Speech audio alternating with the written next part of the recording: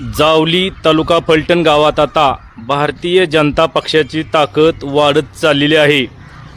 जावली गावामध्ये सध्या राष्ट्रवादी काँग्रेस प्रणित राजे गट, राष्ट्रीय समाज पक्ष, शिवसेना तसेच जावली ग्रामविकास आघाडी आदी गटाचे कार्यकर्ते कार्यरत आहेत।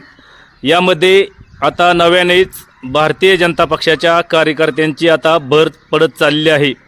नुकत्याच झालेल्या लोकसभा निवडणुकीमध्ये भारतीय जनता पक्षाच्या कार्यकर्त्यांनी तसेच त्यांचा मित्रपक्ष असलेल्या रासपने या ठिकाणी चांगल्या प्रकारे काम केल्यामुळे जावली गावातून लोकसभेला भाजपचे चांगल्या प्रकारे मतदान झालेले आहे। स्वर्गीय हिंदुरावजी नाईक निंबाळकर यांचे कार्यकर्ते असलेले रामचंद्र गावडे यांनी सध्या भाजपचे खासदार रणजित नाईक निंबाळकर यांच्याबरोबर काम करत असून त्यांनी या ठिकाणी आता भाजपचा गट वाढवत चालवलेला आहे।